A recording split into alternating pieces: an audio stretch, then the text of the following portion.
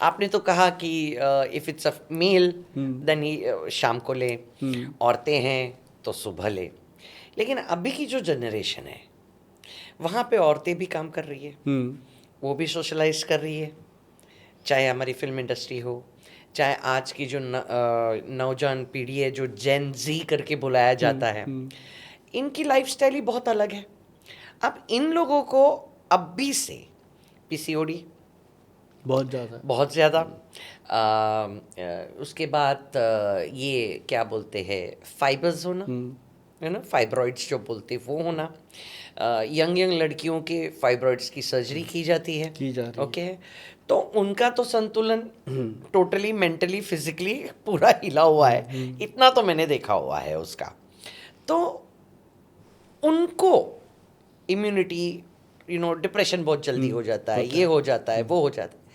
तो उनके लिए चलो जो घर में है हाउसवाइफ है उनके लिए द वर्ल्ड इज चेंजिंग, और ये हम रोक नहीं सकते। तब क्या, जैसे इवन अस लाइक जब हम लोग शूटिंग पे जाते हैं, अब कभी दिन में शूटिंग होती है तो कभी राइट में शूटिंग होती है। अब अगर मुझे आपने कहा कि आप सुबह लो और मैं नाइट भर शूटिंग कर रही हूँ और सुबह का हुआ तो मेरा वापस संतुलन ऊपर नीचे हुआ। Then lot of people are there जो फ्लाई करते हैं, एरोस्टेस का जॉब करते हैं, तो उनके लिए आप क्या सजेस्ट करेंगे, कैसे वो एडजस्ट करे, कैसे आपका जो ज्ञान है उसका वो। ये जो त्रिफला है ना जी, एक्चुअल इसको लेग्जेटिव बोला गया। ये जितनी अपनी इंटेस्टाइन है जी, उसमें से ये मल को क्लीन करता है। ओके ये नहीं है कि बहुत फास्ट करता है, कोई लूज मोशन नहीं होता, कुछ नहीं होता। ये सिर्फ लेडीज़ के लिए हमारे जो फलसफा है, जो हमारे सीनियर वैद्य हैं वो हमेशा लेडीज़ को देते हैं कि सुबह लो। इसका एक लॉजिक था कि लेडीज़ के पास एक समय होता है।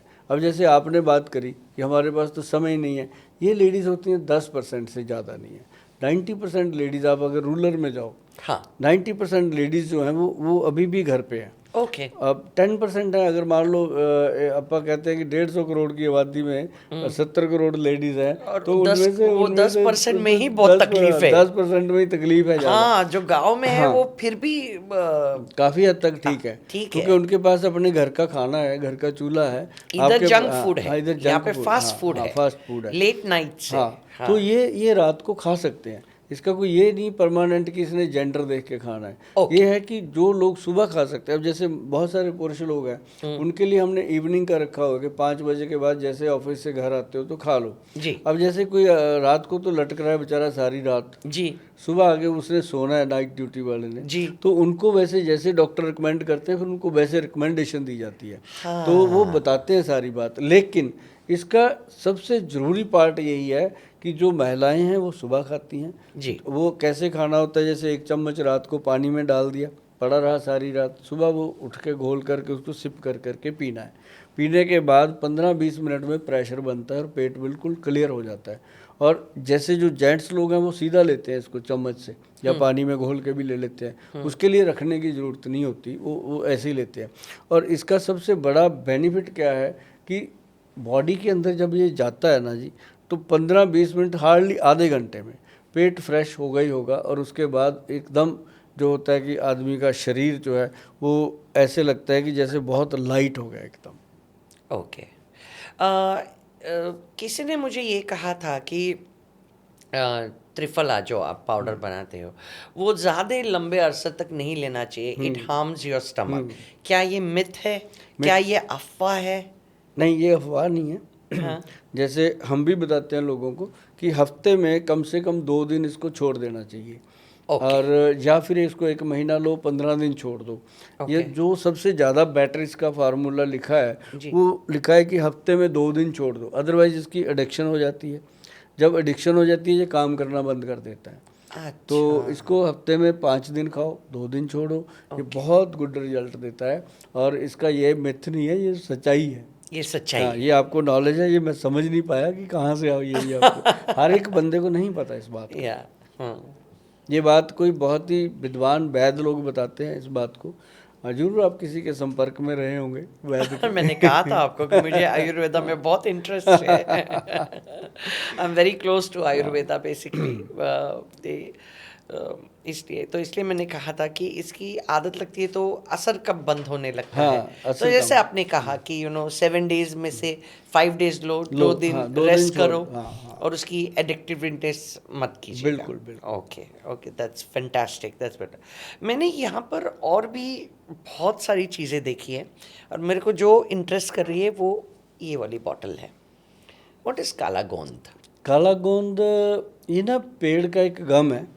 जैसे नॉर्मल होते हैं गोंद मोरिंगा का होता है, गोंद किक्कर Like का a होता resin. है, रेजिंग, हाँ, Resin. रेजिंग। Okay, हाँ। तो ये जो पेड़ है उसका ये एक रेजिंग पार्ट है। Okay. और इसको हमने ना मैडम जब बनाया था तो बनाया था ये बॉडी को रिलैक्स करने के लिए।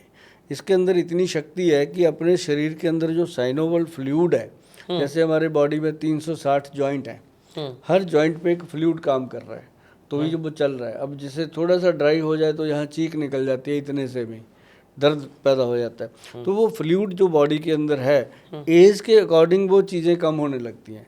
जैसे घुटनों में आवाज़ आने लग जाती है, ऐसे कंधों में ऐसे खटकाने से खटकने लगती हैं उंगलियां। तो वो क्या होता है कि उसमें फ्लूइड कम हो रहा है तो फ्लूइड का ही पंगा है बॉडी में। जो जितने ऑपरेशन हो रहे हैं आजकल, घुटनों का हो गया, वेस्ट कमर का हो गया और शोल्डर का हो गया, तो ये उसके लिए बनाया था कि रिलैक्स होगा। लेकिन हमारे पास पेशेंट आने लगे। हम ना मैडम एक्चुअली पंजाब में नशे चढ़वाते हैं लोगों को। ओके, आप ड्रग्स की बात हाँ, कर रहे हैं? हाँ, ड्रग्स की। तो लोग जो हैं वो ड्रग्स जो लेते हैं वो मेरे पास आते थे जी। और हमारे पास भगवान की दी हुई एक ऐसी जड़ी बूटियां हैं, हम उनको खाने को देते थे, वो ज़्यादा से ज़्यादा 1-2 महीने में बिल्कुल ठीक हो जाते थे। और That's so wonderful. अब जिसका बेटा नशे से बाहर आ गया, ड्रग छूट गया, उसके पेरेंट्स को भी 100 बीमारियां होती हैं। फिर उनका भी विश्वास बनता था कि यार इस डॉक्टर से ये बात भी करो। तो वो कहते थे कि गुल साहब हमारा तो इसके चक्कर में ना बुरा हाल हो गया, अब चलो ठीक हो गया, ये हमारे बारे में बताओ, हमारे घुटने बहुत दुखते हैं। तो घुटने दुखते हैं, वो कहने लगे जी हमें डॉक्टर कह रहा है ग्रीस ख़त्म हो गया। तो हम बड़े परेशान होते थे, ये ग्रीस कहाँ से, बॉडी में ग्रीस कहाँ आ गया। तो वो कहते जी डॉक्टर साहब कहते हैं ऑपरेशन होगा। तो हमने चर्चा करी आपस में सीनियर डॉक्टरों से। तो मैं कहा सर ये ग्रीस क्या वर्ड आया अपने पास, ये तो कहते ये साइनोवल फ्लूइड होता है जो घुटनों में ख़त्म होने के बाद आवाज़ आती है और पेशेंट को ऑपरेशन के लिए प्रिपेयर किया जाता है। हाँ, प्रिपेयर क्या क्या मतलब, रिकमेंड करना चाहिए प्रिपेयर। कहते प्रिपेयर इसलिए कि 80% लोगों को ऑपरेशन की ज़रूरत ही नहीं होती। उनको बताया जाता है कि ऑपरेशन करवा लो अभी, कि डॉक्टर एडवाइस कर देते हैं कि अभी करवा लो, अभी उम्र ठीक है, बाद में बूढ़े होकर करवाओगे बहुत मुश्किल होगा। तो ऐसे बताया जाता है। और 5-6 लाख, कई बार 10-10 लाख रुपया दोनों घुटनों को चेंज करने का खर्चा आ जाता है लोगों का।